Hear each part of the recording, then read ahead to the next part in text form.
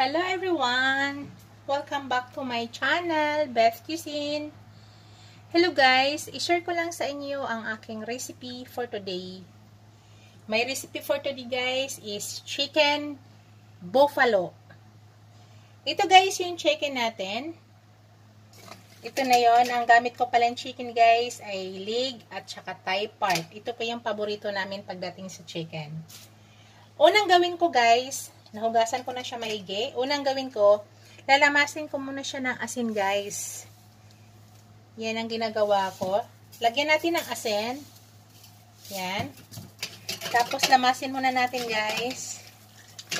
Para matanggal natin yung ekstrang ano niya, dugo-dugo at saka yung diba sa chicken guys ay mayroong laway-laway. Yan ang tinatanggal ko guys. Yan. Yan lang ang ginagawa ko guys sa ating chicken bago ko siya i-marinate. Magay ganyan mo niya guys para matanggal yung lansa. Tsaka yung ekstrang mga blood niya, matatanggal dyan, yung nabikit na blood. Yan. After nito guys, ganyan lang guys. Hugasan lang natin ng maigi. Yan.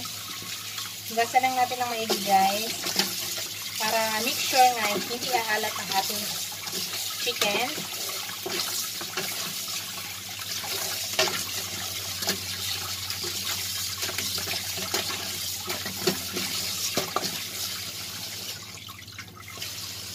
Hugasan lang maigi guys. Yan guys, after natin maghugas, kailangan i-drain muna natin maigi yung water na wala nang maiwan. Kaya gumamit ako ng strainer guys. Yan. Ngayon guys, i-marinate ko na siya gamit ang meron na akong nilalagay na panglasa guys. Hindi na ako naglalagay dyan ng asin guys. Panglasa na lang, yan. Tapos, paminta guys. Ground black pepper. Tapos, spicy powder.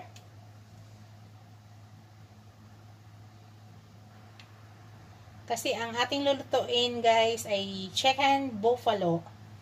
Yan, spicy powder. Tapos, paprika.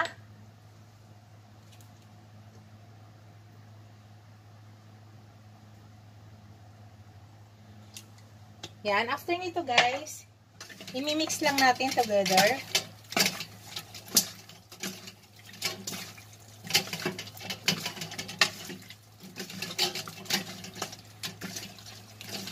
I-marinate natin siya guys ng 20 to 30 minutes. Pwede na yan. Bago natin lagyan ng breading. Kaya hindi ako naglalagay ng asin guys kasi ang breading nga ilalagay ko mamaya ay mayroon ng lasa. Hindi ako gumagamit ng regular breading kaya hindi ako naglalagay ng asin. May lasa na yon. Ngayon guys, dagdagan ko siya ng spicy powder. Nasa inyo yan guys ha. Kami lang kumakain na. Mga adult lahat ang kakain nito. Walang bata.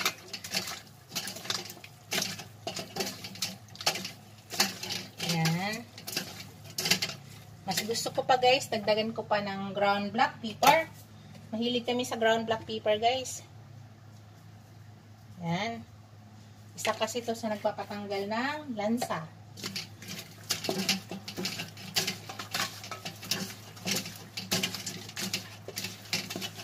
Yan. Yan na guys. Mga 20 to 30 minutes guys, ipaparide na natin yan guys. Takpan lang muna natin.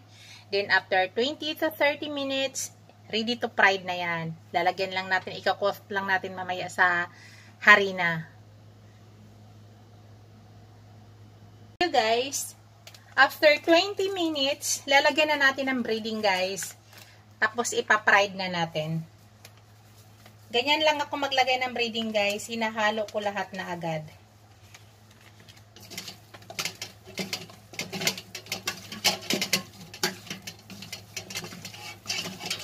Ganyan lang ako maglagay ng breading. Sinasama-sama ko na siya lahat, guys.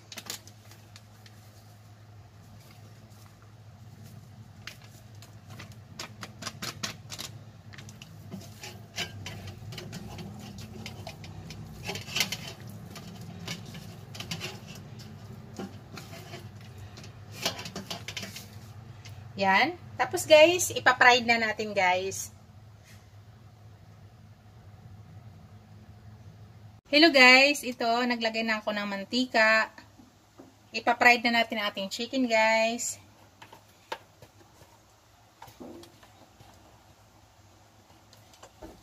Pa-fried na natin ating chicken guys.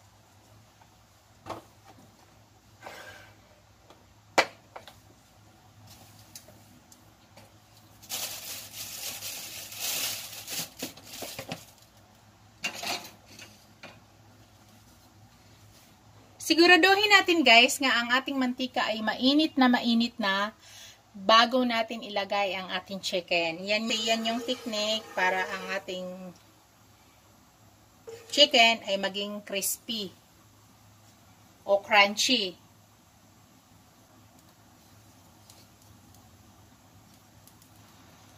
Yan guys, mainit na yan. Ilagay na natin.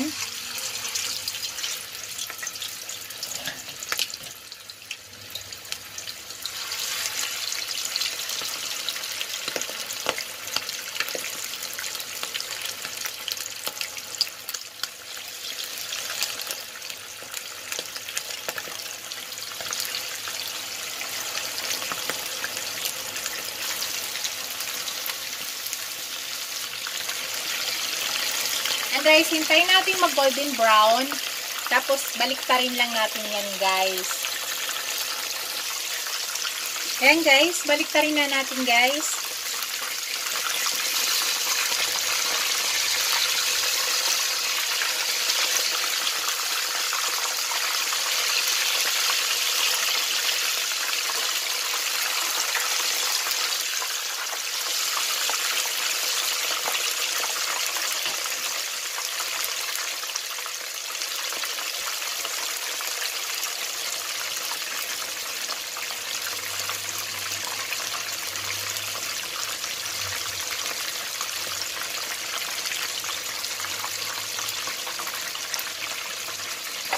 So, tapos sa ngayon guys, ay nag-adjust na ako ng apoy.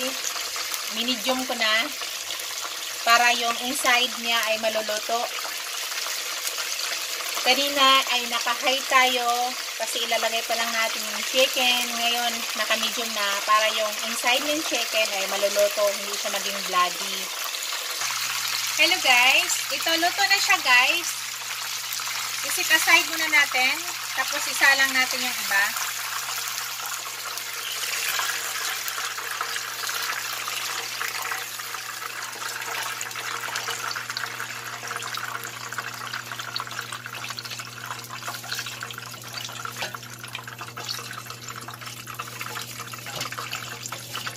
Ilagay na natin yung iba guys.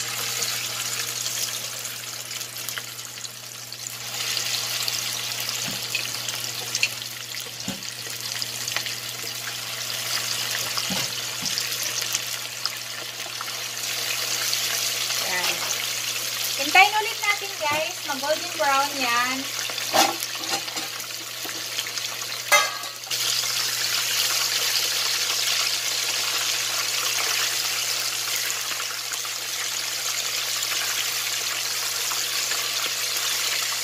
Tapos, maya kaunti guys, i-adjust na natin yung apoy. I-medium na natin para maluto yung inside niya.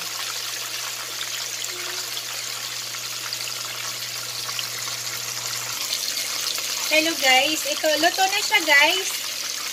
Tanggalin na natin. Patayin muna natin yung apoy guys. Kasi, magpiprepare tayo para sa paggawa ng ating sauce. Para sa ating chicken buffalo.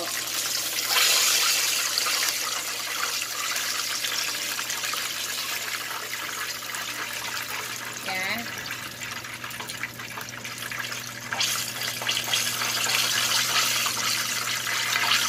Ayun guys. I-remove muna natin yung oil. Hello guys, ayan, gagawa na tayo ng ating sauce sa ating buffalo.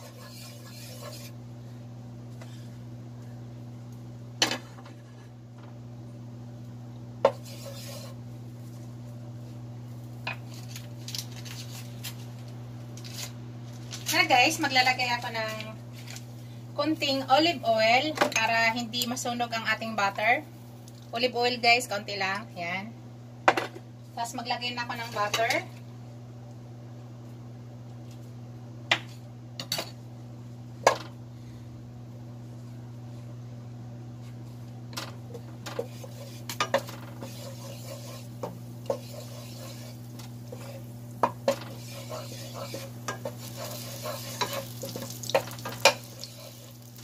Kailangan natin matunaw guys.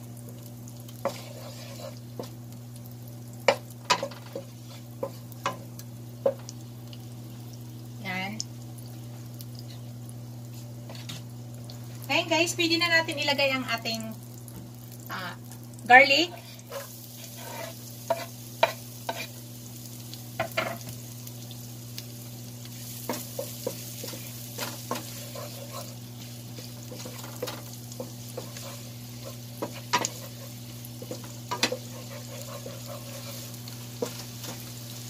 Habang matunaw lahat yung butter, ay ang ating garlic ay mag-golden brown na rin. Kailangan muna i-golden brown muna natin yung garlic natin guys para lumabas yung aroma.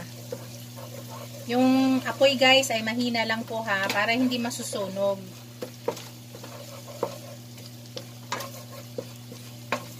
Yan, hintayin lang natin guys na matunaw lahat. Ayan guys, luto na ang ating garlic. Sunod guys, maglalagay ako ng ibang sangkap. Maglalagay ako ng hot sauce na guys. Nasa inyo guys ha, kung ano kadami. Ngayon guys, naglalagay ako ng konting ketchup. May version to guys ha. Ito yung version ko sa pagluto ng chicken buffalo. Yan. Maglalagay pa ako ng spicy powder. Konti lang guys na kasi marami na tayong nilagay na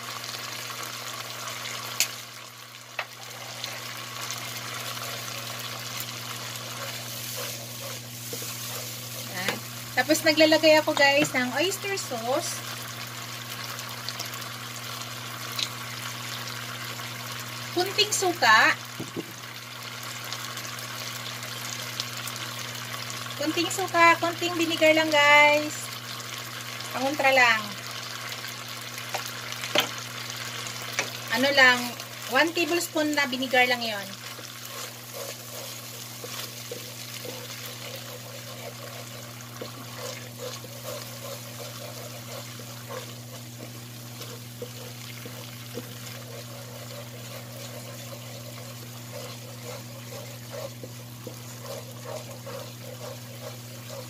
Yan, hintayin lang natin guys na mag-combine maigi yung lasa at sumingaw yung suka nga nilagay natin.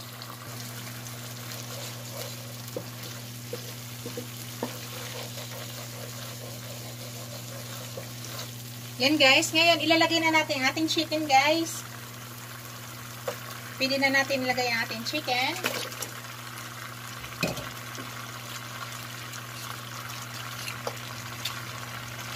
Dahan-dahan lang yung apoy guys ha.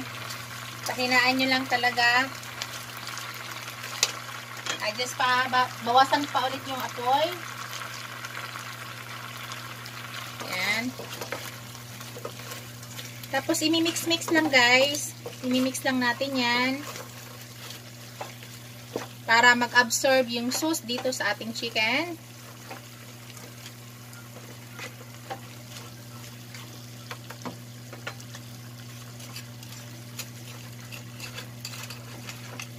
Kailangan pa-absorbin natin dito yung sauce guys. Mag-absorb lahat dito sa ating chicken.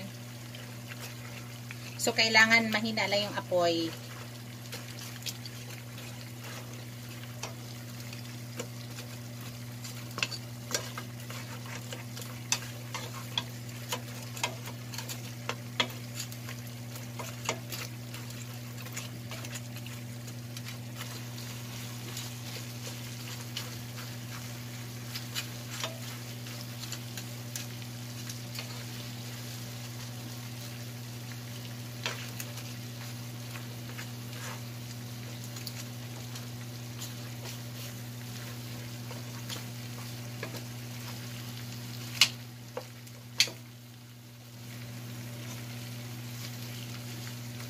Yan, hintay lang natin guys.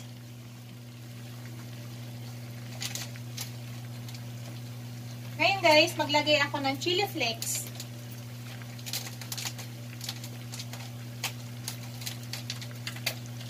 Chili flakes guys, naglalagay ako ng chili flakes.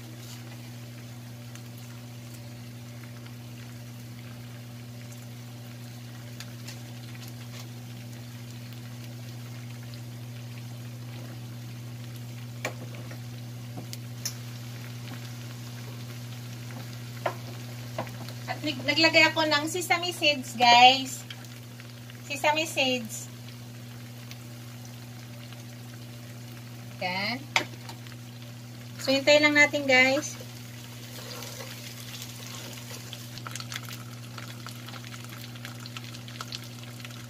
Binabaliktad-baliktad ko na siya guys para ang lasa ay nag-absorb talaga sa ilalim. Yan na guys. Luto na yan ang ating chicken buffalo.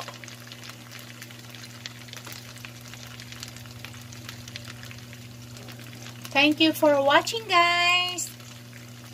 Don't forget to like, comment, and subscribe to my channel.